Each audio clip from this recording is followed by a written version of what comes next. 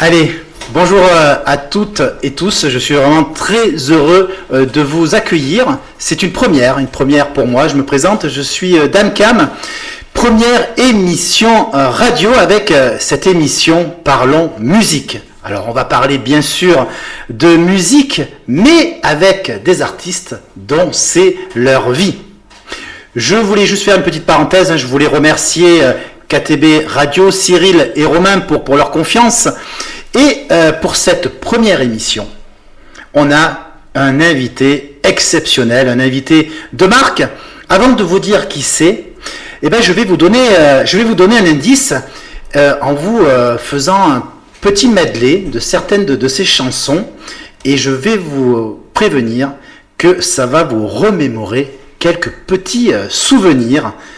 Et là, vous allez comprendre tout de suite qui on va recevoir dans cette émission. Que de souvenirs. Merci Jean-Paul Césari d'être parmi nous et d'inaugurer cette émission. J'en suis très fier. Comment ça va Jean-Paul ? Ça va très bien, très très bien. En vacances en ce moment ? Je suis en vacances pour quelques jours encore et ma foi c'est bien agréable de venir jusqu'à Serres pour cette émission, nouvelle radio. Eh oui, KTB Radio qui inaugure avec un invité de marque sur Serres. Alors, Jean-Paul, tu passes les vacances ici dans le pays cisteronnais, mais voilà, on le sait, tu es un enfant du pays. Voilà, tu es de Sisteron. Oui, je suis né à Sisteron, j'ai grandi à Aubignosc, comme d'autres copains qu'on est bien ici. J'en parle parce que tout à l'heure, il parlait de la première, c'est Patrice qui a fait sa première émission de radio à Radio Aubignosc. Et là, quand il m'a dit ça m'a fait un frisson.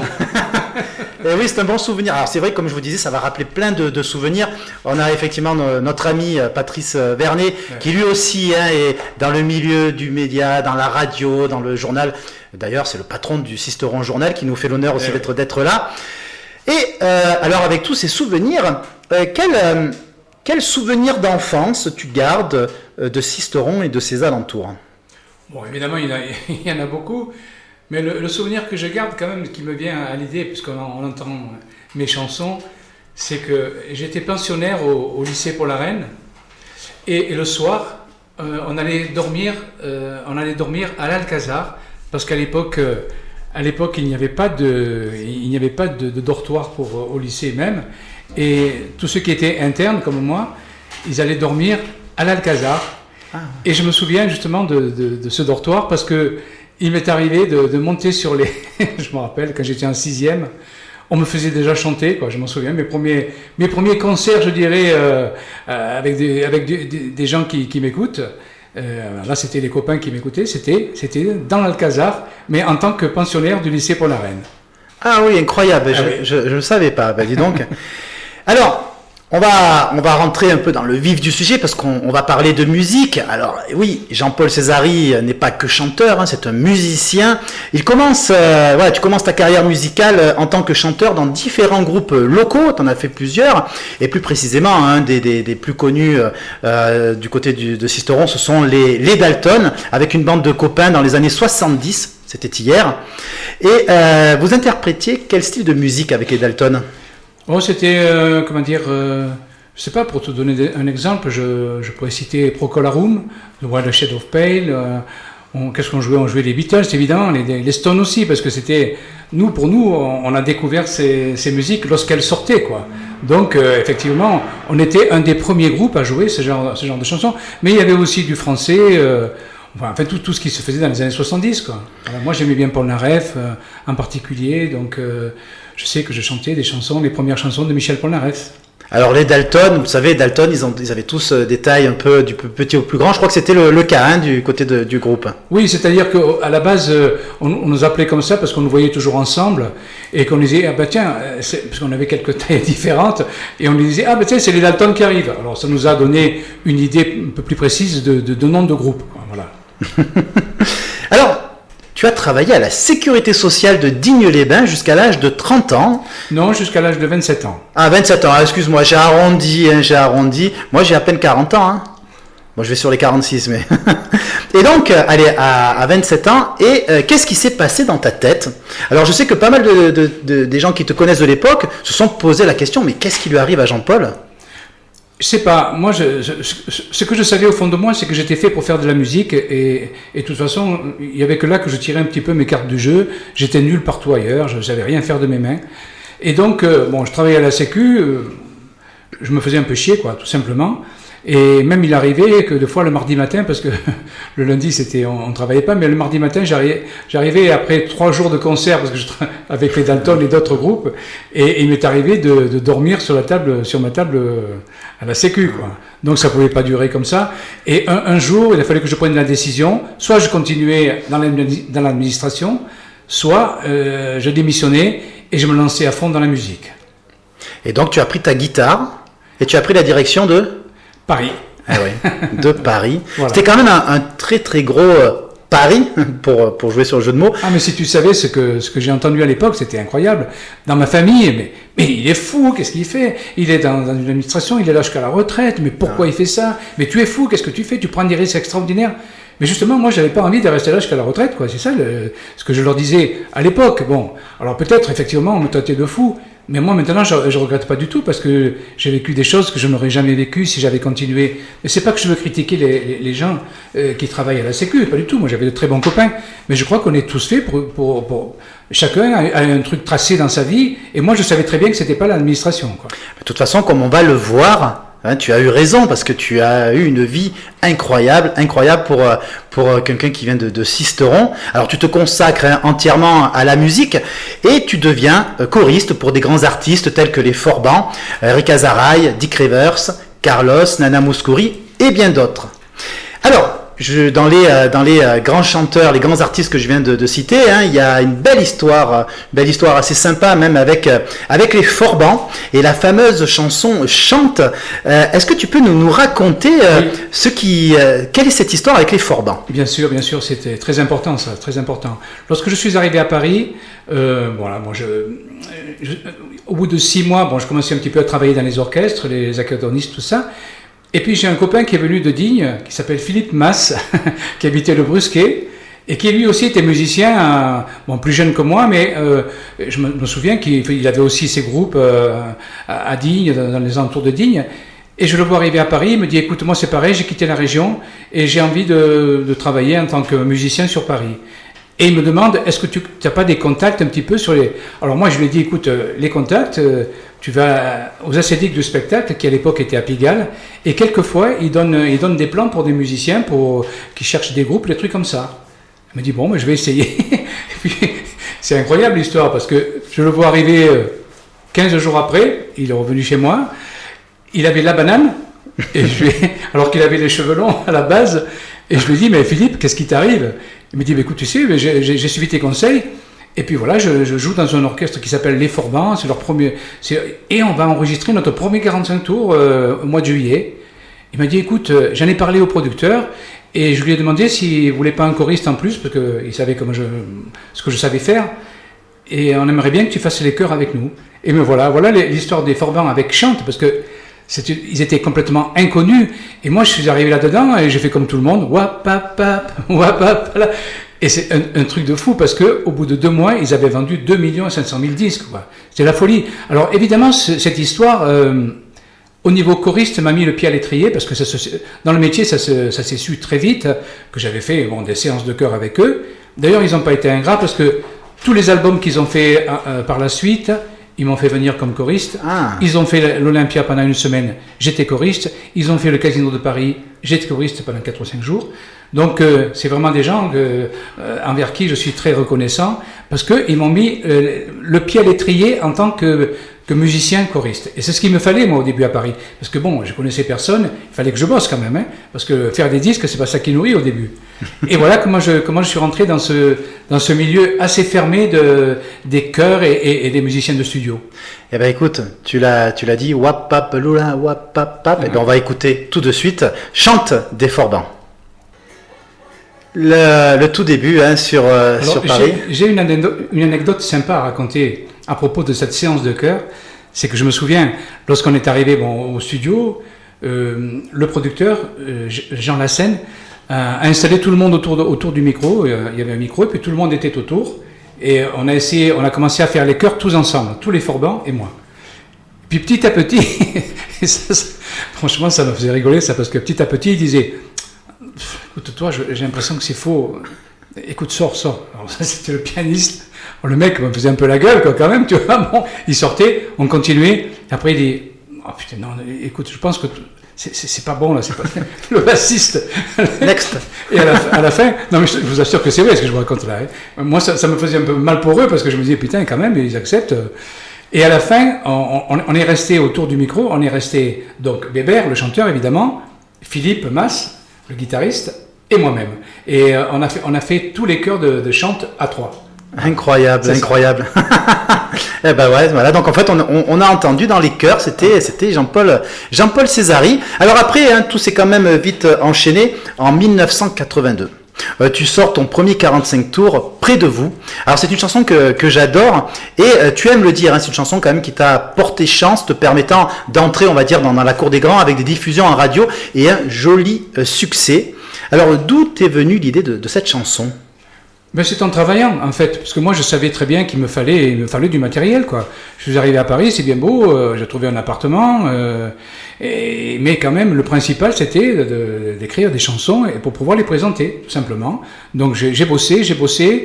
J'ai pas eu vraiment d'inspiration par quelqu'un en particulier, mais j'ai trouvé une idée et je l'ai mis en exergue et puis après je suis allé la présenter à mon producteur Gérard Tempesti et qui lui a bien aimé. Il m'a dit écoute on va en faire un 45 tours. Donc on est rentré en studio tout de suite et voilà, cette chanson est née comme ça. Alors elle a eu un succès sympa, mais ce qu'on appelle un succès d'estime. Voilà.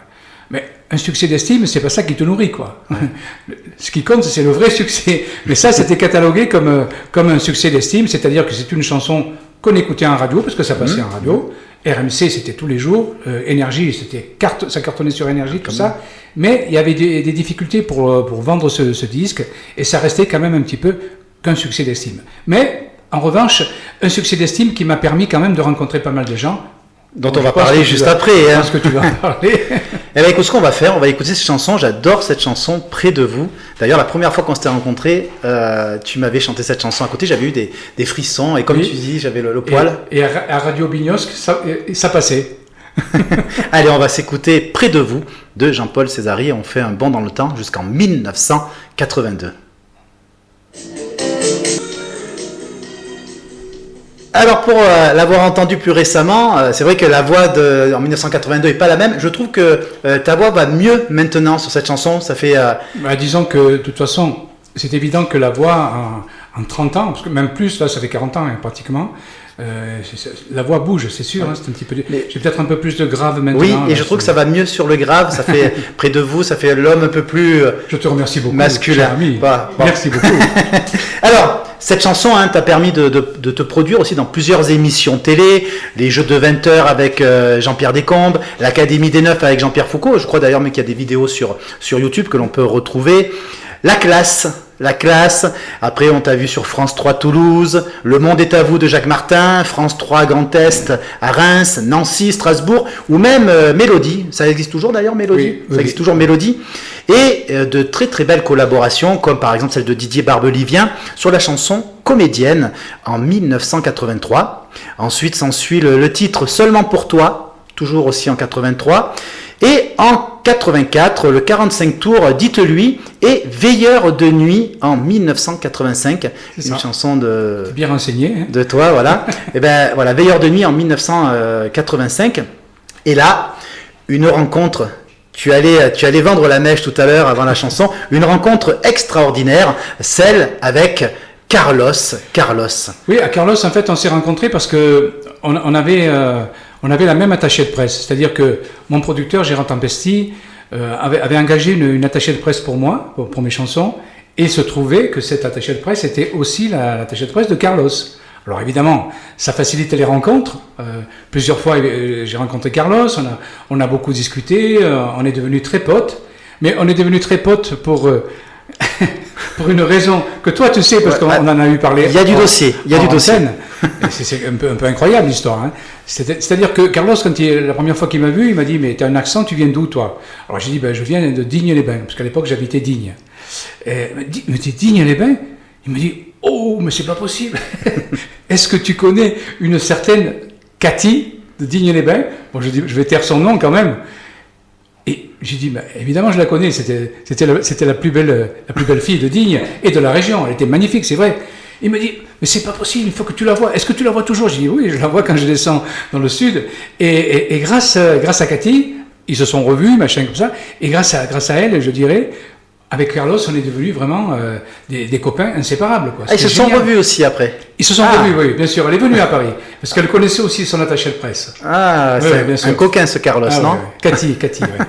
Magnifique Cathy. Et Carlos te présente, c'est ça, il te présente? Alors, à cette époque-là, si tu veux, j'avais fait des disques, tout ça, mais j'avais un peu de mal à gagner ma vie, il faut bien le reconnaître. Et c'était un peu difficile, les fins de mois. La guitare, ça nourrit pas toujours tout. Et du coup, Carlos m'a dit, écoute, si tu veux, je peux te présenter une équipe qui certainement aura besoin de toi, parce que il me dit, c'est Dorothée et Jean-Luc Azoulay, son producteur, parce que Dorothée va bientôt faire son premier Bercy, et je pense qu'ils vont chercher du monde pour ça. Donc il m'a donné les coordonnées de toute cette équipe que j'ai rencontrée, et avec laquelle j'ai eu vraiment des moments amicaux avec eux. Quoi. Monsieur Azoulay était très sympathique avec moi, et il a vu qu'il y avait une certaine connivence avec Dorothée, qu'on s'entendait plutôt bien, et donc il a pensé que je pourrais être son assistant personnel. Et il me l'a proposé. Alors évidemment, je n'allais pas dire non, parce que déjà, premièrement, ça restait dans le milieu que j'aime, la première des choses, et la deuxième des choses, c'est que ça allait me faire gagner ma vie aussi. Quoi. Donc voilà, c'est comme ça que je suis rentré chez eux. Assistant personnel de Dorothée pendant 9 ans. Oh oui, 9 ans. Ouais. Alors, quelle était une journée type en tant qu'assistant de Dorothée? On se lève très tard ou très tôt? Très tôt. Très tôt, parce que moi, j'étais son chauffeur. Donc ça faisait partie de mes attributions, hein, c'était pas que ça, et donc il fallait que je passe la prendre vers 7h du mat chez elle. J'habitais pas très loin. Si à l'époque j'habitais loin quand même, j'habitais Saint-Denis, et donc il fallait que je prenne la voiture, c'était une Cadillac, et que j'aille la chercher et que je l'accompagne au studio. Ça c'était la première des tâches. Après c'est une foule de petites tâches insignifiantes qui paraissent insignifiantes, mais qui sont importantes pour une star. Par exemple, je m'occupais de son petit toutou, Roxane. Ah oui. Donc, quand elle ne pouvait pas s'en occuper elle-même, je le prenais avec moi. Et quelquefois, il venait chez moi, d'ailleurs, parce qu'elle était souvent partie. Et puis, il y avait surtout les tournées. Les tournées, moi, je partais avec eux en tournée. Bercy, c'était tous les soirs. Et sur les tournées, je m'occupais de tout ce qu'il y a à faire sur les tournées, c'est-à-dire réserver les hôtels, réserver les restaurants. Et puis, donner aussi des conseils un peu musicaux, parce que c'était quand même mes premières affinités, et Dorothée, on était vraiment très copains, et elle me posait des questions sur ce que j'en pensais de ses prestations, et si j'avais pas des conseils à lui donner. Donc voilà, c'était tout ça. Et Dorothée, dans la vie, alors je sais que beaucoup de gens, Dorothée a fait rêver, a rendu énormément donné beaucoup de joie à beaucoup de millions de Français. Comment elle était dans la vie privée? Bon, c'est quelqu'un. Moi, je veux surtout pas critiquer Dorothée parce que c'est mon ami. Mais c'est vrai que c'était pas toujours facile, quoi, parce que c'est des gens. Mais quand je dis Dorothée, je parle de toute l'équipe. Hein. Je parle de Monsieur Jean-Luc Azoulay, le producteur. Et quand on rentrait avec ces gens-là, on savait que la vie privée, c'était. On en parlait beaucoup moins. Hein. Il y avait plus de... Mais bon, moi, j'adhérais parce que je m'entendais très bien avec elle, je la respectais. Et le respect, c'est une chose vraiment fondamentale quand on s'occupe d'une star. Parce que si on ne la respecte pas, c'est même pas la peine qu'on fasse ce métier, quoi. Mais ça s'est très bien passé avec Dorothée, vraiment très bien, toujours. Tu l'as tellement respecté, il y avait tellement d'amitié que tu lui as proposé quelque chose. Alors, il n'est pas là aujourd'hui, hein, c'est ton fils Baptiste. On l'a déposé juste à côté à la Germanette. Il est en train de tremper les pieds à la Germanette. Bah, écoute, il a préféré aller à la Germanette plutôt que de venir avec nous. Mais oui, il faut savoir. On n'a pas Baptiste, mais on a sa maman. On a sa maman Elsa qui est là. Et oui, Elsa. Et en fait, vous demandez donc à Dorothée de devenir, alors là, je pense que ça fait des millions de jaloux en France, le petit Baptiste devient le filleul de Dorothée. Oui, c'est exactement ça, n'est-ce pas, Elsa? Oui, Alors bon, comment dire, il était tout petit, après il a grandi, et c'est vrai que sa marraine, maintenant, il la voit un peu moins.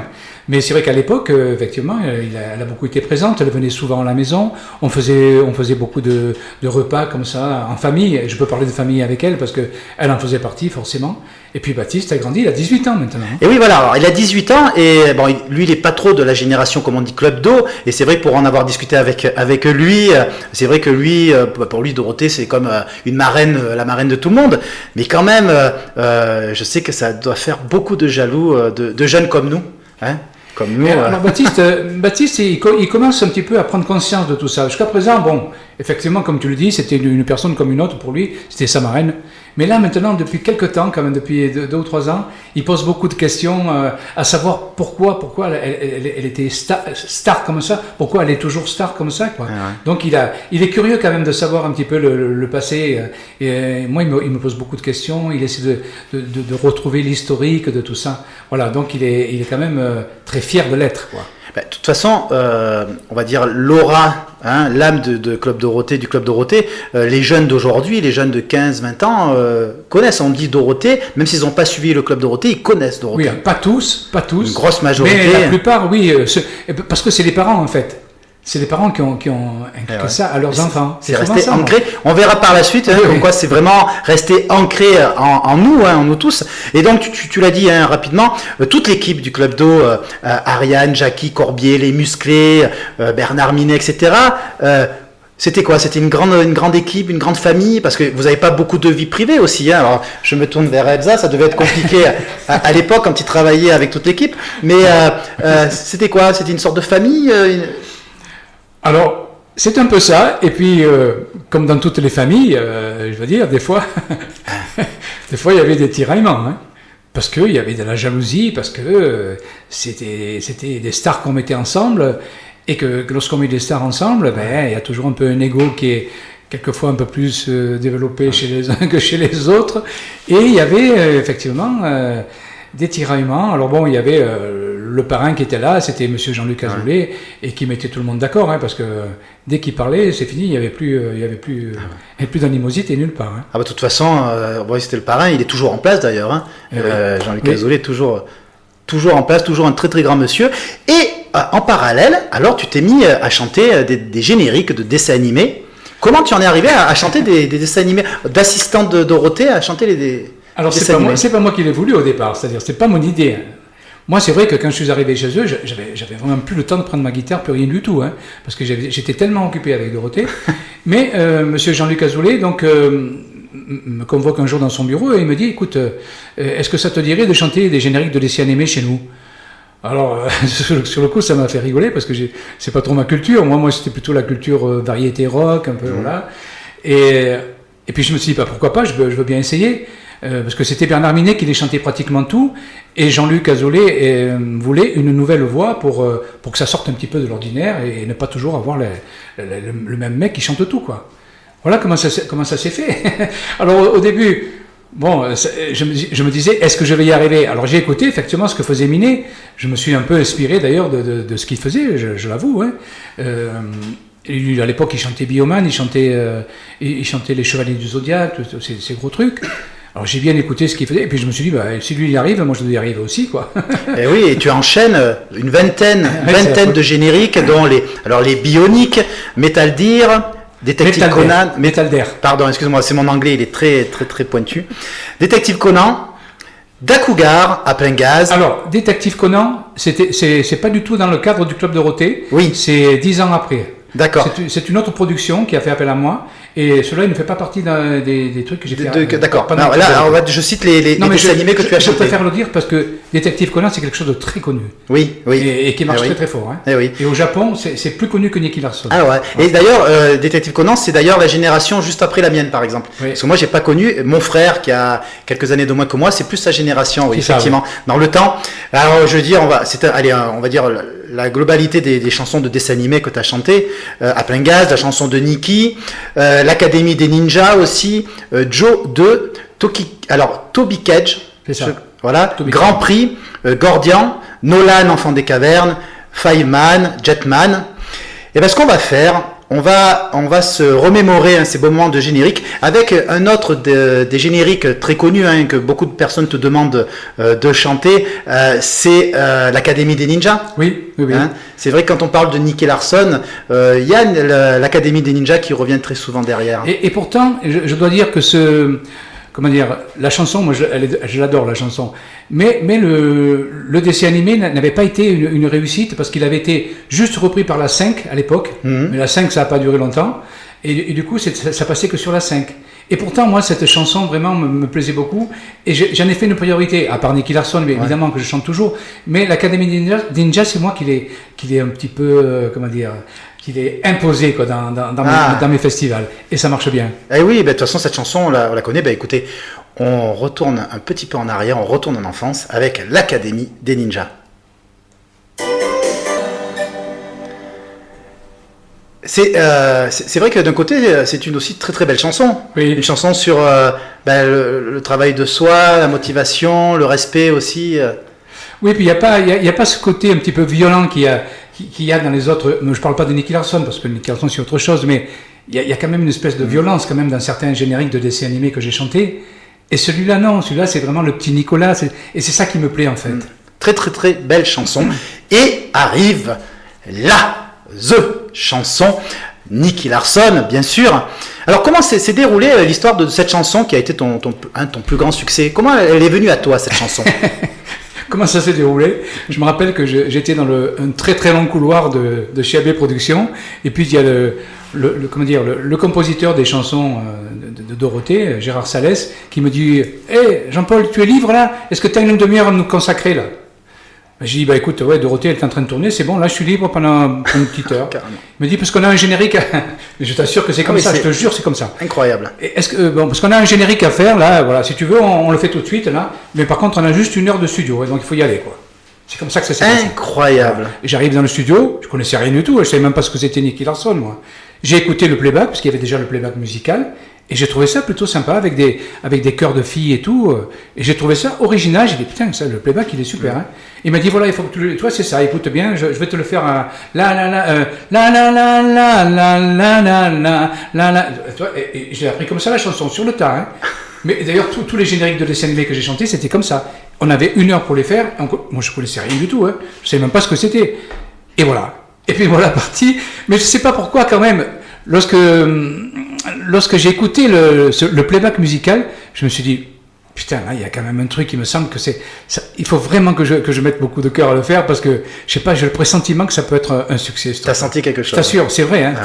Et c'était plus fort que moi, pourtant. Moi, je faisais ça ça me faisait rigoler de chanter ces gens. Mais là, effectivement, sur Nicky Larson, il y a eu le truc tout de suite, quoi. Il y a eu déjà le coup de foudre avec moi quand j'ai écouté le playback musical.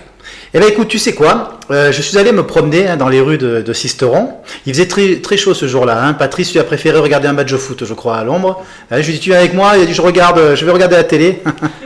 T'as vu, je balance. Bon, alors je suis allé promener dans les rues de Sisteron, voir si les Sisteronais connaissaient cette chanson. Et on a la réponse tout de suite. Est-ce que vous connaissez Jean-Paul Césari? Ben oui, c'est le chanteur de Nicky Larson, il est de Sisteron. Nicky Larson, ne craint personne. Je crois que c'est ça, hein? Eh ben oui, c'est ça. Voilà. Merci. Alors il me semble qu'il y a Nicky Larson ne craint personne, et surtout si la fille est mignonne. Un truc du genre Nicky Larson ne craint personne. Voilà. Ben c'est ça, merci. Est-ce que tu connais la chanson de Nicky Larson? Oui, bien sûr. Nicky Larson ne craint personne. Dans la chaleur, fait tout comme ça. Est-ce que vous connaissez Jean-Paul Césari? Oui. Vous savez ce qu'il chante?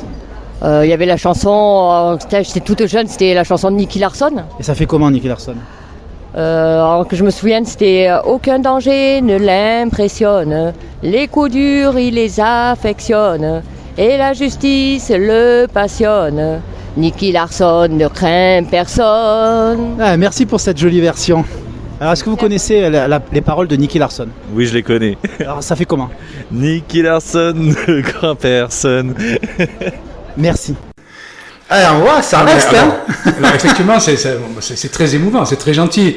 Mais là, je suppose quand même que tu as pris les 10 personnes qui l'ont... Mais Ah, on va dire, tu as posé la question à combien de personnes? Je sais pas, j'ai tourné 1h30 dans ce restaurant, je suis allé dans les bars, je me suis fait payer des coups à boire aussi.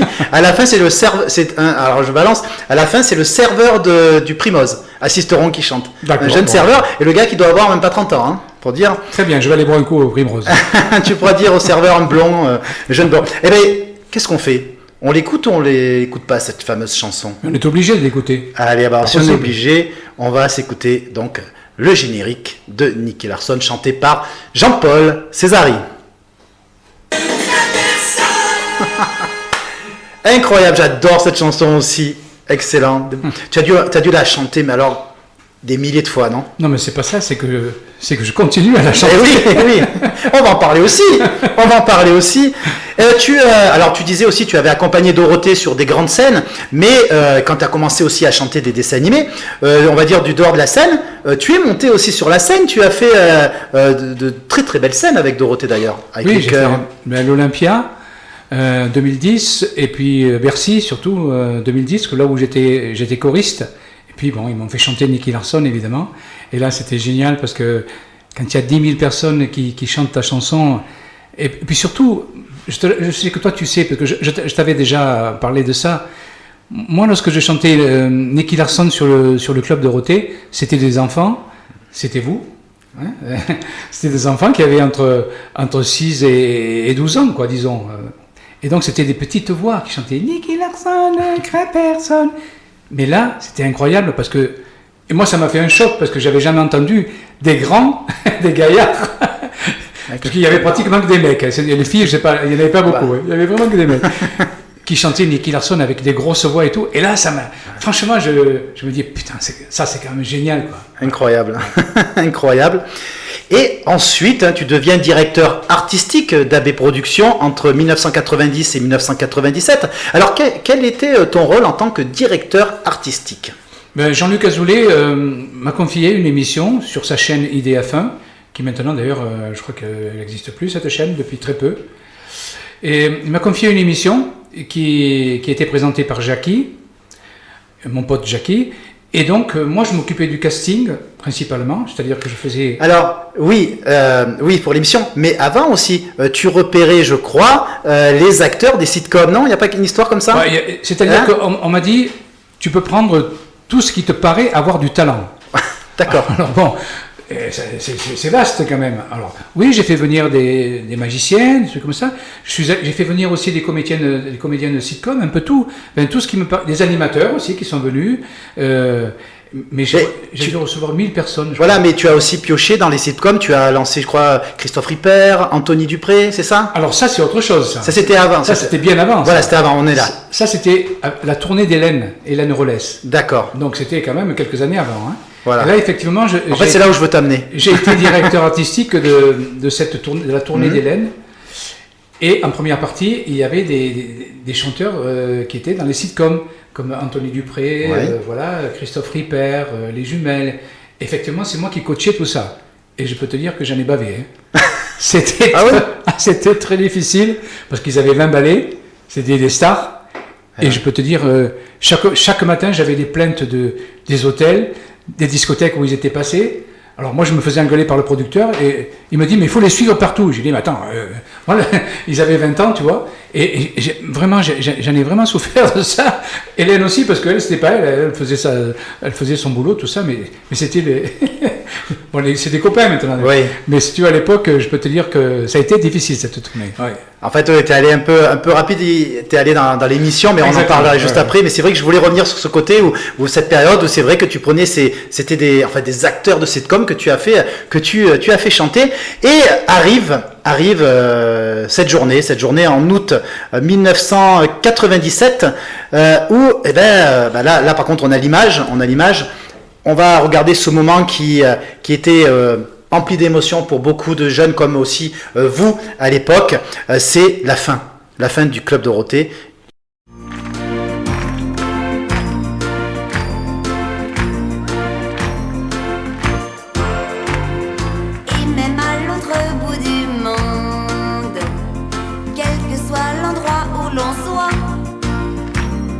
Aussi vrai que la terre est ronde, un jour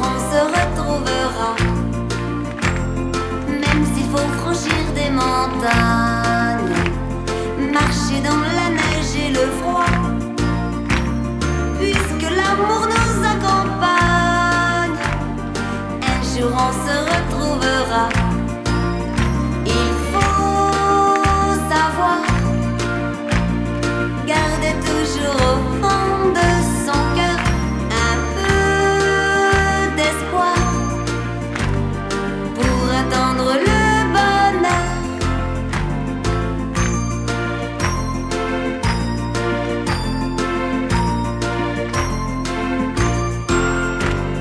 Et même si l'orage gronde, si tout s'effondre autour de toi, pense qu'à l'autre bout du monde, un jour on se retrouvera. Même si ce jour est encore loin, surtout ne désespère pas.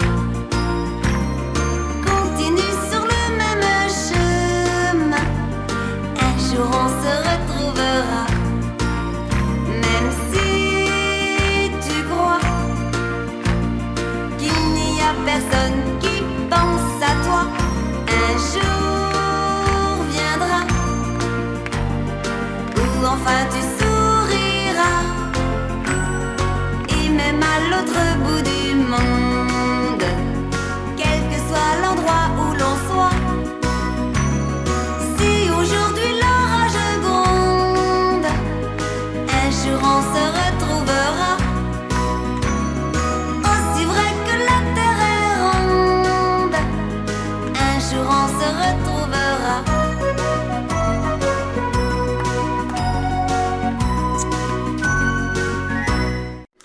Alors, Ça fait bizarre. ça fait bizarre de voir les images. On voit tous tes anciens collègues avec qui tu as travaillé. Bien sûr, mais j'étais là. Hein. Et oui, tu étais. Alors, j'essaie de voir où est-ce qu'il est, Ouais, Jean-Paul. je me suis vu furtivement, Mais il avait des cheveux. Tu avais des cheveux, Avec je des crois, cheveux, oui. à l'époque. comme Patrice. Qu'est-ce que arrive ce moment? Alors là, on va pas parler professionnellement, mais dans ta tête, au niveau de tes émotions, qu'est-ce qui se passe? Bon, moi, disons que j'ai pas été très étonné par cette journée-là, parce que évidemment, en étant l'assistant de Dorothée, on en parlait. Et moi, je savais très bien, et elle me le disait, je savais très bien que de toute façon, les jours étaient comptés, parce que ça se passait mal avec TF1, avec la production. Et donc, lorsque ce jour est arrivé, ben, c'était la fatalité, quoi. Voilà, tout simplement. Donc, c'était très triste, bien sûr. Mais je crois que les gens n'imaginaient pas que ça allait s'arrêter comme ça du jour au lendemain. Hein. Parce que là, on le voit sur les images, tout le monde est gai, on a l'impression. Mais je veux dire, quand on a fait le dîner après, parce qu'il y a eu un dîner pour le noyau dur du Club Dorothée, je veux dire, on faisait un peu tous la gueule, quoi. Ah. C'était, ouais. Ouais, c'était un peu d'émotion en regardant ces c'était- vidéos, ces images. C'est ça, émotion. Alors c'est vrai que là, à ce moment-là, hein, qu'est-ce qui va se passer? Alors avant de revenir sur ce que tu parlais tout à l'heure, hein, on voit que les amis du métier ne t'ont pas oublié.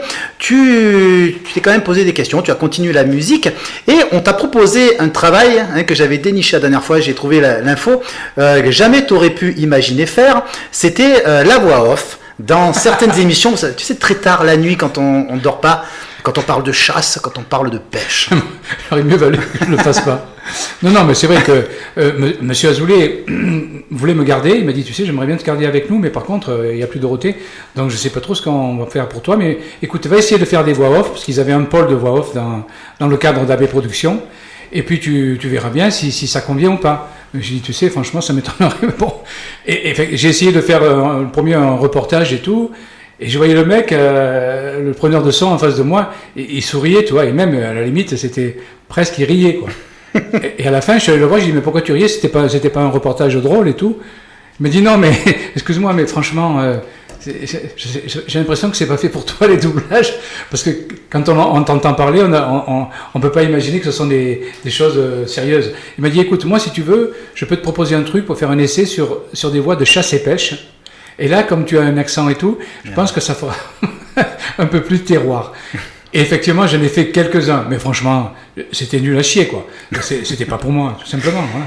Et en 2009 justement, ta famille, on va dire audiovisuelle, en fait, ne t'a pas oublié parce que on te propose, tu disais tout à l'heure, sur DF1, une émission. En fait, tu chargé du casting de l'émission Vous avez du talent, présentée par Jackie. Oui. Et c'est là où en fait, c'était aussi encore ton rôle de dénicher, on va dire, des chanteurs. Très belle expérience, très belle. J'ai adoré faire ça parce que c'est vrai que j'ai découvert des gens qui maintenant sont toujours dans... et certains ont réussi en plus. On parlait des Kids United, Les Kids Esteban, United, Diego. le groupe n'existe plus, je Oui. crois. Mais n'empêche que tous, un petit peu individuellement, ils ont fait un parcours, ils sont en train de faire un parcours sympa. Hein. Et c'est vrai que moi, j'étais le premier à les découvrir, tout modestement. Mais je sais que tu es très fier, hein, quand on en parle, on va dire hors micro, je sais que tu es fier d'avoir lancé aussi les Kids United, de les avoir découverts. Oui, Hein. et puis c'est pas ça, c'est que ce qui est important pour moi, c'est que j'ai toujours des contacts avec ces gens-là, et même avec certains, on est devenus très très copains, et ils sont, comment dire... ils ont beaucoup de respect pour cette activité que j'ai faite à cette époque-là, et ça me fait plaisir parce que ça prouve que j'ai encore des oreilles qui entendent. Donc là aussi une belle expérience avec Jackie dans Très bonne cette émission. expérience. Moi, je m'entends très bien, c'est un pote à moi, Jackie, et de toute façon, tout ce que j'ai fait avec lui, ça s'est toujours très très bien passé.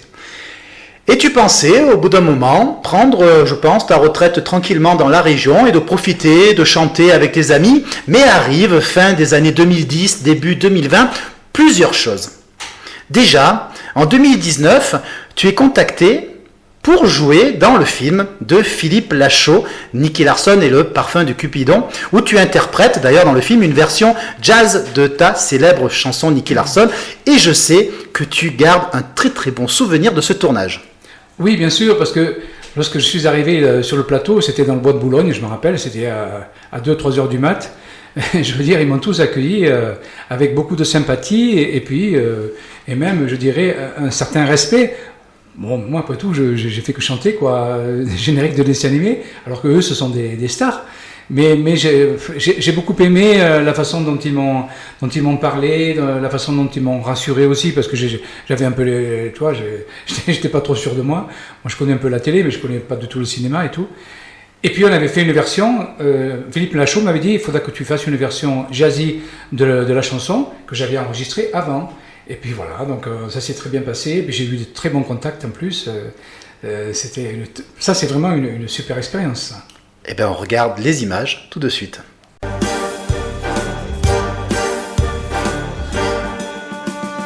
Une ombre file dans la nuit. C'est un assassin qui s'enfuit, et comme un démon il sourit, son crime restera impuni. Une voiture qui surgit, un coup de frein, des pneus qui crient. Bon, on se sépare, on aura plus de chances de les trouver. Ok. Dans la chaleur de la nuit.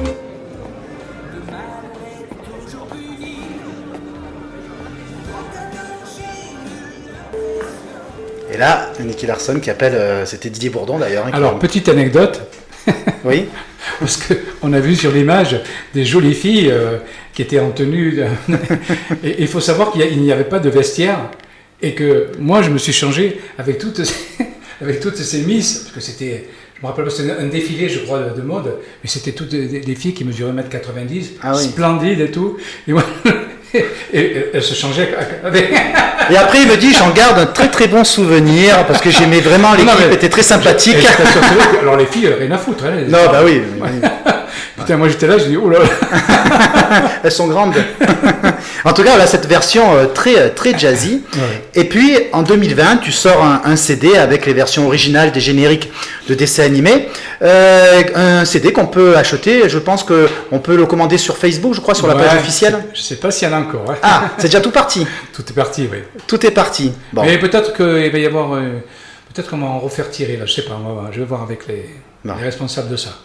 Et c'est vrai que depuis quelques années, la nostalgie des années 90 t'amène, tu en parlais tout à l'heure, à rencontrer les fans lors de conventions aux quatre coins de la France. C'est incroyable. Ça, c'est incroyable, vraiment. Et oui, tu es régulièrement invité à chanter tes génériques lors de festivals.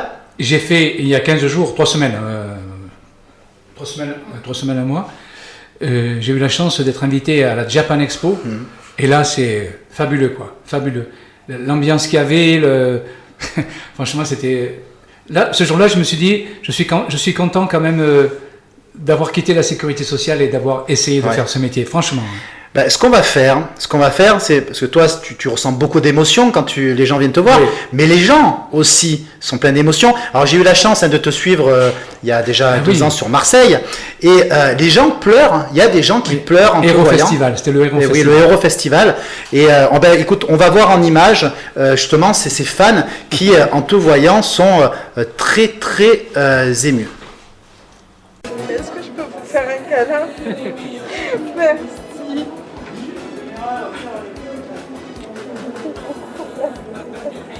Merci à toi, Salamina. Merci à toi. Tiens. Merci. Voilà. C'est mon enfance. J'ai grandi avec eux. C'est tellement de bonheur. Merci pour rappel des bons souvenirs. Ah oui, c'est la sonnerie de l'école, vite rentrer à la maison, se mettre devant les séries, passer les vacances devant le Club Dorothée, chanter des chansons avec eux, voilà. Moi je sais que j'aime beaucoup regarder les rediffusions du Club Dorothée, donc je le vois dans les émissions. C'était un grand honneur de le rencontrer.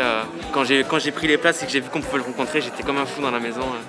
Et là, je suis hyper heureux de l'avoir son autographe et d'avoir parlé avec lui. Un plaisir infini. Vraiment, ça fait remonter des souvenirs, ça fait plein de bons souvenirs. C'est énorme, c'est magnifique. De toute façon, on a grandi avec... moi, personnellement, j'ai grandi avec le Club Dorothée. J'ai grandi avec tous ces gens-là. Ils étaient une famille et puis je pense un tout petit peu en avoir fait partie aussi. Et oui, c'est ça, c'est cette impression d'avoir fait partie de l'équipe aussi. Hein. Mais oui, alors j'ai fait partie de l'équipe, j'étais moins médiatisé que les autres, mais par contre, moi j'ai une particularité, c'est que j'étais l'assistante de Dorothée. Et ça, c'est très important, les gens le savent.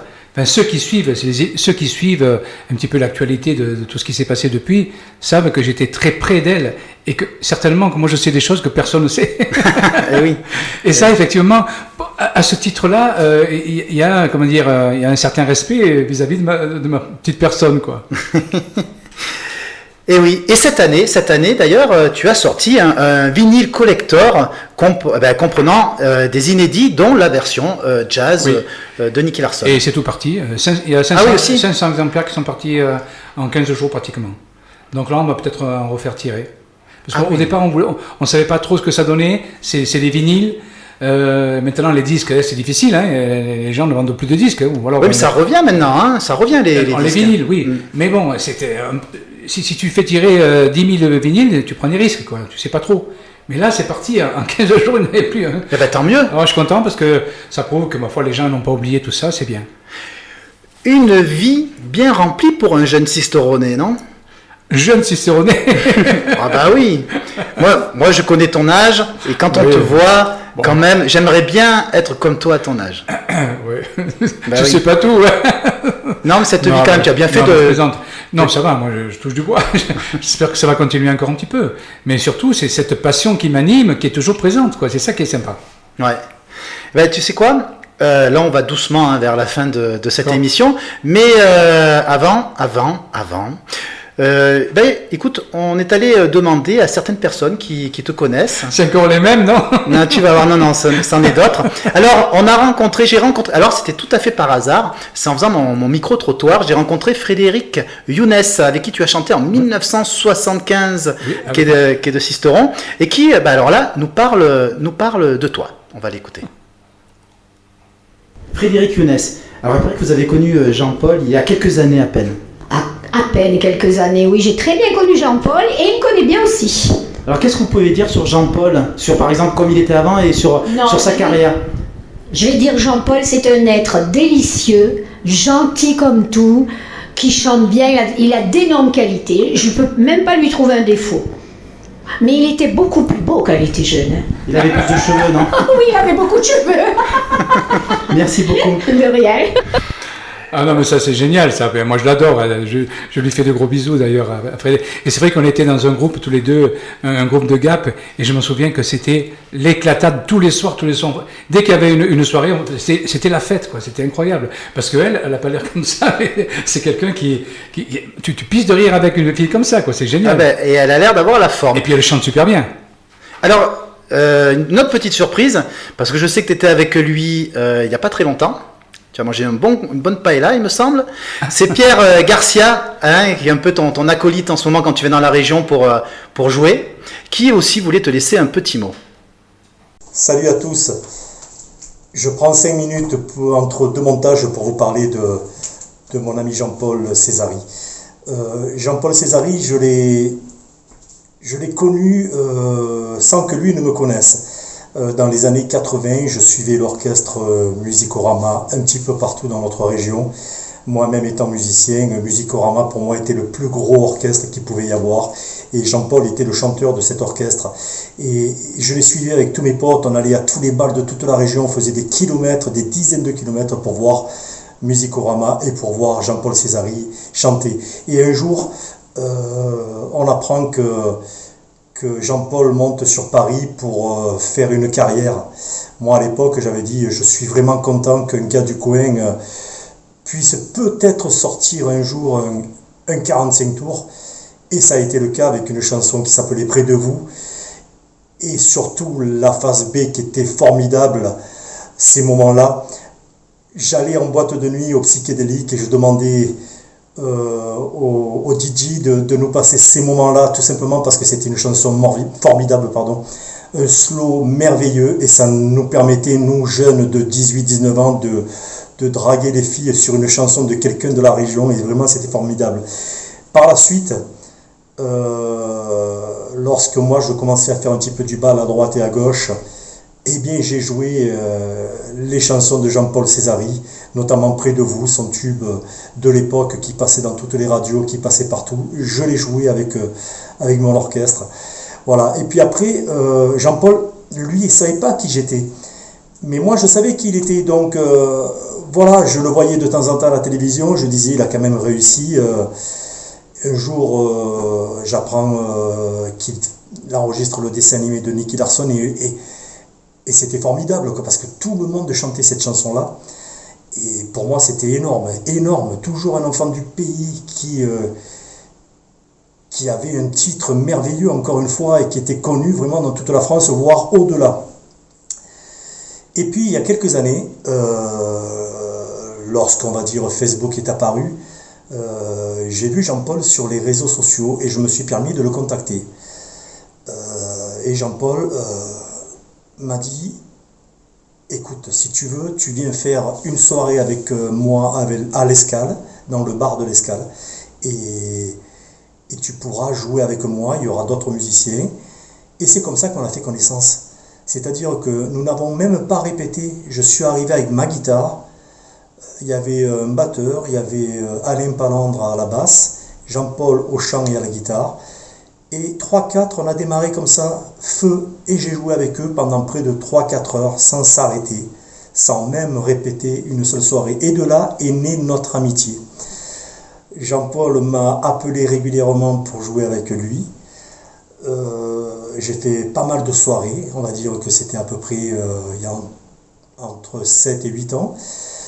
Puis les choses font que Jean-Paul avait remonté des Dalton et moi je ne pouvais pas suivre parce que j'avais mon orchestre.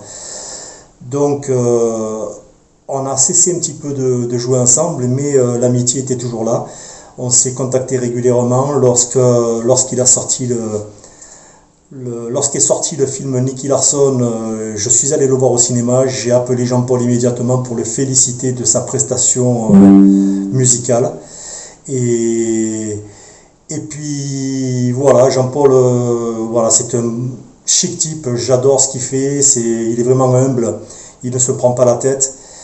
Et quand il a besoin de moi, quand il vient dans la région, il suffit qu'il m'appelle et je prends ma guitare, je viens jouer avec lui, même pour dans la vie, il n'y a pas de souci, je suis là pour tout ce qu'il peut me demander sans problème. Voilà, donc Jean-Paul, je te fais des grosses bises. Grosse bise, à bientôt.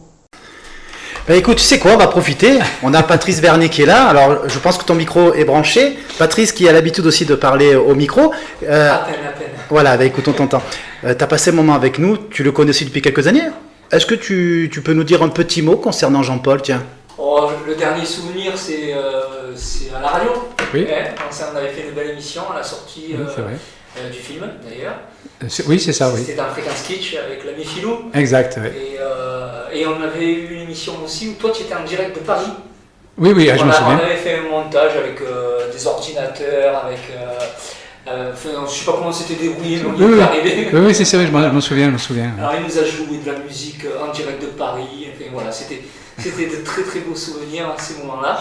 Et sinon, le souvenir le plus lointain, je devais être à peine plus haut que, comme on dit, 3 merdes aplaties. Je devais avoir quoi, une douzaine d'années. Il est venu chanter sur la place d'Aubignosc. Une année, il est venu chanter à la fête d'Aubignosc, sur la place d'Aubignosc.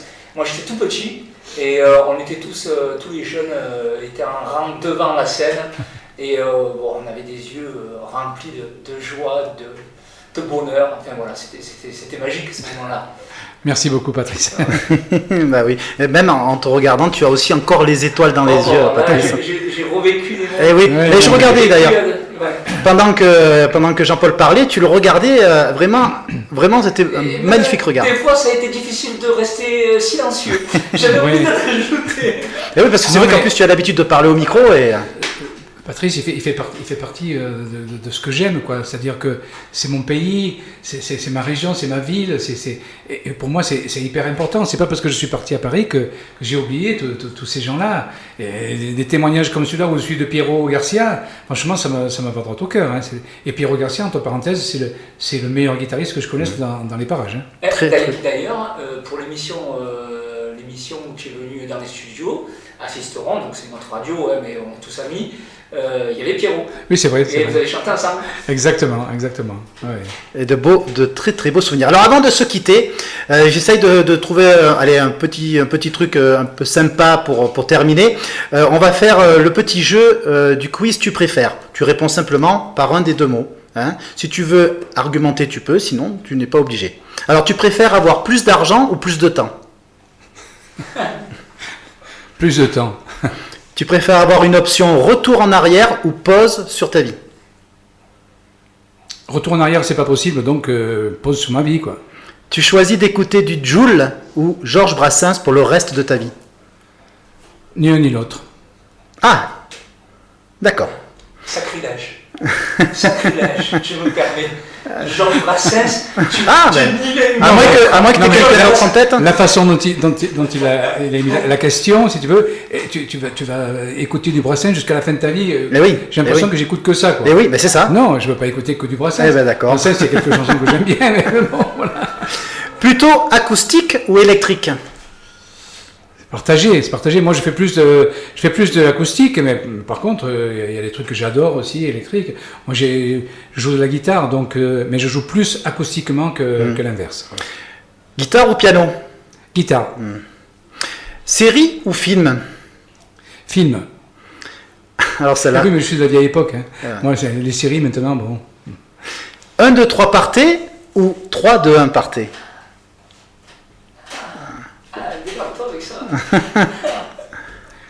Alors, je dirais 3, 2, 1 partez, et je vais expliquer pourquoi. C'est parce que moi, dans ma vie, j'ai fait toujours l'inverse de ce qu'on attendait de moi. Alors du coup, je pense que ça me correspond un peu plus, quoi. D'accord. La Nouvelle Star ou The Voice?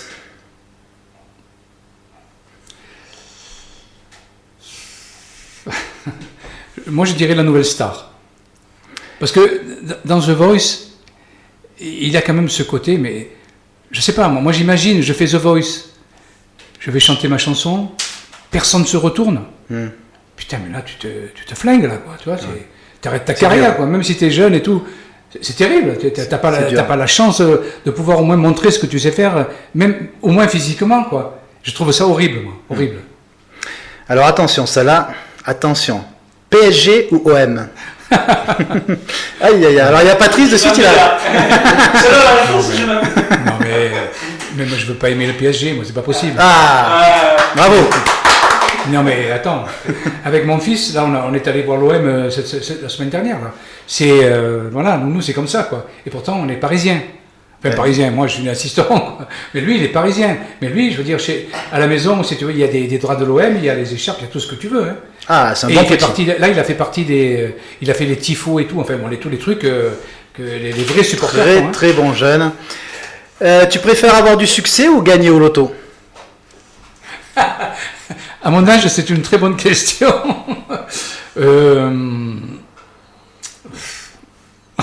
Je sais pas. Bah oui. J'ai pas envie de répondre en fait. Ah bah non, du succès ou gagner au loto, c'est le jeu.